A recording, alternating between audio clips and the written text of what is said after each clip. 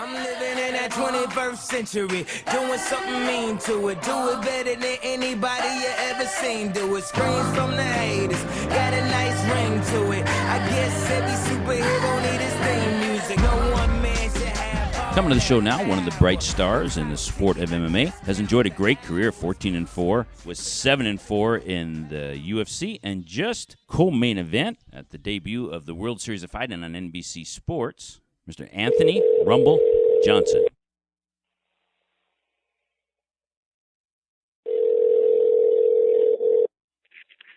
Hello?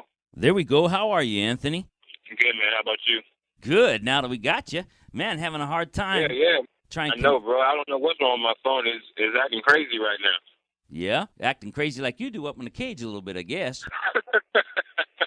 Hey, congrats on World Series of Fighting. That was a nice little show. Yeah, thank you. Thank you so much. You were looking good shape. I know Mark was really happy with you. And then, but I got one question. I know you get asked a lot of stuff, and you guys do interviews. But when it's kind of going back and forth. You're controlling it until the boy got your eye somehow, scratched you or something, a little poke. You look to the official, didn't get no love, and then you came back and just took care of business. Yeah, man. It was an accidental poke in the eye, and he didn't mean so. He was just trying to back up and get away. And you put your hands out or whatnot.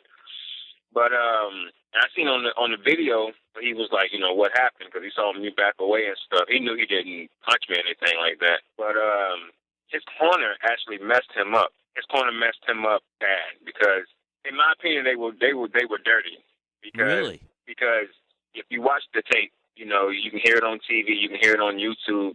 As soon as I get poked in the eye and I back away, you hear DJ's corner screaming, "Go DJ, go, go, go, go, go." And then that's when DJ attacked me. Then he threw his punch and I countered him. But in my opinion, that DJ's corner is what messed him up, in my opinion. But he was doing what he was supposed to do. He was listening to his corner, so he did right. You know what I mean? He was being a good fighter and listening to his corner and doing what he was supposed to do. So, but overall, my eye is good, and DJ's a good sport, And after the fight, he tweeted me and stuff like that, and he was being real cool.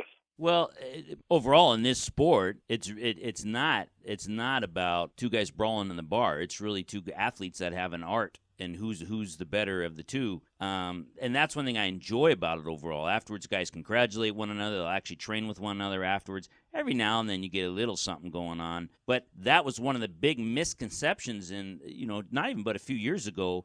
Now I think it's kind of coming. This show was on NBC. Yeah, for a show. For World Series of Fighting to be on NBC for its very first show, that's big. That right there shows you that this sport is getting to the level, well, not even to the level, it's starting to get the respect that it deserves. And I'm just blessed and proud to be a part of this era that, other people are starting to see that, hey, we're athletes. We're not just wild beasts that just want to go in there and punch each other in the mouth, because that's not who we are. We have a few, but not many. When you talk about getting a poke, two things that I think are inevitable that, to me it would happen more. One is because of the MMA gloves themselves, they lend themselves to finger pokes. The other one, I kind of like in basketball, man. You can't go out and play hoop and not get, you always hear some of the ball bounce on somebody's finger the wrong way. But the other one is cup shots. Kicks and knees, you move just a little bit, what would have been a correct target now move to the midsection. Those are two things that, they're there. Yeah, it's going to happen. People are going to get poked in the eye because of the gloves. You can't help it. You're going to take shots to the cup, you know what I mean? I did it to DJ accidentally, just the angle that I had kicked. And I honestly thought I kicked him in the thigh. I didn't know I did a pretty much direct cup shot to him. Until after the fight and I saw the tape, I was like, ooh, no wonder he screamed after I kicked him, you know what I mean? Yeah. But in that process of, when he was taking his break, his 5 minutes or whatever, I looked at his corner and I said, my fault, I'm sorry, because nobody deserves to get a cup shot, you know what I mean? That's just not cool at all. I had a show, Steel Cage, in one of my events. A guy got a cup shot really bad. It turned out after he wound up going to emergency, he had a dislocated testicle. I've never heard of that before. Well, I've heard of things happening like that before. When I was in high school, we had a field goal kicker who only had one because he tried to jump over a fence and he got caught on. So, I ain't good that at was his fault, though. Yeah, that was his fault. You know, when you watch those crack-up shows with skateboarders and stuff, and they're doing stupid stuff, and their leg goes backwards, I ain't good at that kind of stuff. I don't like Yeah. I get the willies off of that stuff. Hey, so you're born in Georgia, but I know you lived in Cali for a while because of Mark and being up there in Northern California. How did that all come about? Well, I was living in Northern California. I moved from Georgia to California, and after college, I moved down to SoCal in L.A. And then after being down there, I moved up to Northern Cal, and then I started training with Kung Lee. Well, after, my little training time at Kung's, I needed to make a change. So I just happened to check out the UFC gym, and, that was just how it all started. I met Mark, and Mark welcomed me with open arms. Even the guys who run the UFC gym, Mark Mastroff and all those guys, they were really cool and really just awesome guys. And man, Mark is stuck by my side since day one, so he's my dad. You know what I mean? He's there for me. He doesn't let anybody bother me. He really has my back for the best interest of me, not even for himself. He just wants to make sure I'm okay, I'm successful, and everything is done right. So he really watches out for me, and I know he gives me a lot of strength in what I do. When I have him at my fights, I feel so much more relaxed and comfortable. Besides, whenever he's missed, I think, one fight, and I didn't feel uncomfortable, but I didn't fight the same. You know what I mean? So Mark is like he's almost you can pretty much say he's my rock. Yeah, I know when we were there, I would say at least a minimum of four to five times that he and I were hanging out with each other. You weren't even around us. He was introducing you as his son, so you guys got a great bond there. That means a lot when you're getting ready to fight, to have somebody, to have a rock there with you. And I imagine in high school you were a wrestler. You might have been on the sports too, because then you went on to junior national champ, NCAA All-American. Is that wrestling what got you then into MMA? No, not really. I completed my goal in college, and I won a national championship in junior college. And then I just got tired of wrestling. I completed my goal. I was just done. I was like, you know what, I want to do something different. So after college, I sat around a year. I was a bouncer at a club and whatnot and doing this and doing that. And then my neighbor asked me to check out his dad's gym.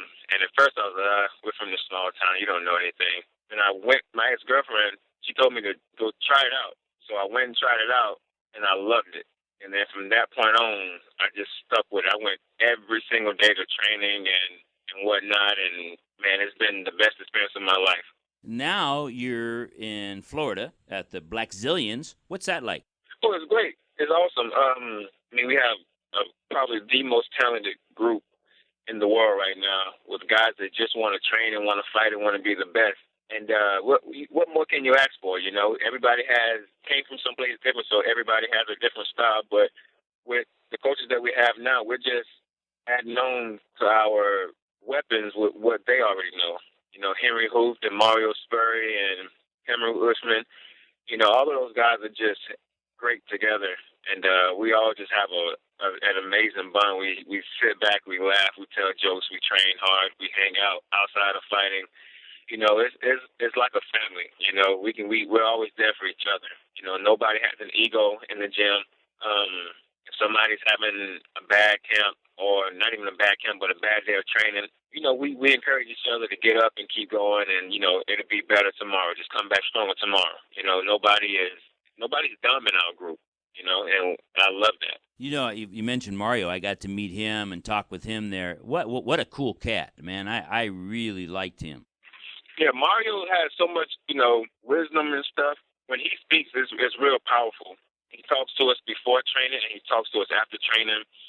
Before training, you feel like a soldier. You just want to go out there and train as hard as you can and do your best. And then after training, you feel like, okay, I feel like I need to do some more, because he's talking this spiritual and mental stuff again. You know what I mean? So it just makes us want to go harder and harder and harder. And Henry, he's our crazy go-to guy. You know what I mean? Whenever it's time to bang and kick somebody and punch somebody, Henry's the guy we go to. He's the crazy one.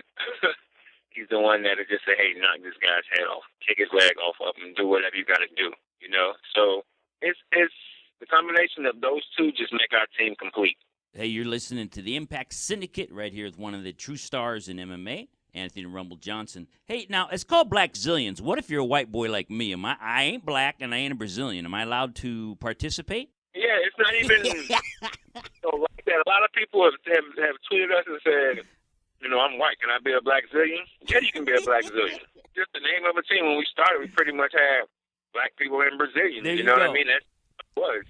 I was That's watching. just how it was. So, the name came up like that. It wasn't that, we were thinking, hey, we don't have any white boys, so we didn't name this thing Black Zillion.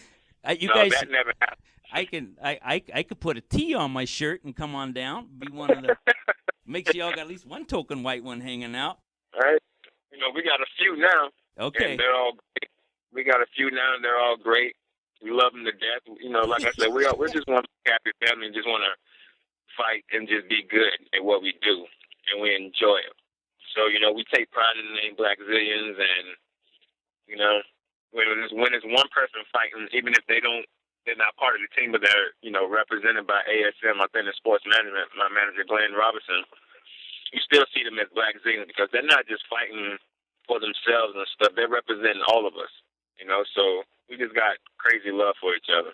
We're almost out of time, man. I like to keep rapping, but a couple quick questions. One, I was so proud of GSP. Now, I don't know who you rooted for, and that ain't where I'm going with it. But at the post-press conference, man, they barraged this guy beforehand about Anderson Silva. They barraged him afterwards, and he finally said, you all being disrespectful. I just fought the number one guy in the world, and nobody's talking about conduct before, during, and after. That's disrespectful to my opponent. I really appreciated him doing that. With you keep getting barraged about UFC, what happened, when you going back, are you going back?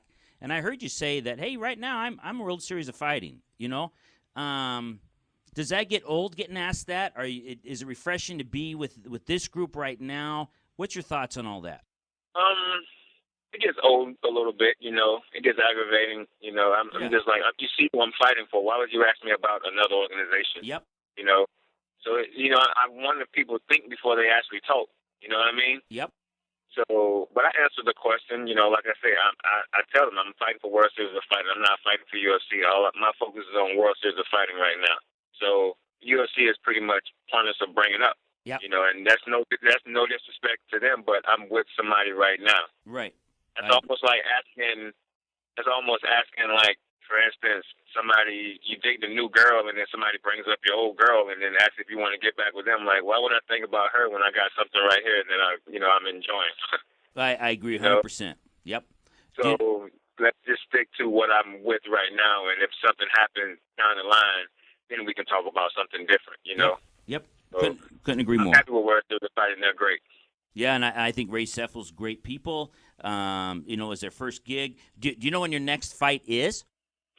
I'm supposed to fight February 9th, but I haven't signed the contract yet. And but as soon as I sign it, I'll let you know.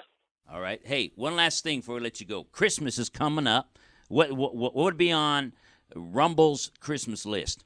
What's on your wish list for Santa? My wish list for Santa is just let me live another year. But that's like I'm talking to God. You know what I'm saying? I can't wait to see the next Christmas. All right. Hey, you know what? I appreciate getting to see you in person. I loved the KO, that crack, and he was down. I've enjoyed your career and having you on the line with us. Thank you. All right. Thank you so much, bro. Absolutely. Have a great day. You too, brother. All right. Anthony Rumble Johnson. Hey, giving a little credit to the UFC gym up north. Absolutely. UFC gym brings us our interviews. I'm grateful to them. I'm grateful to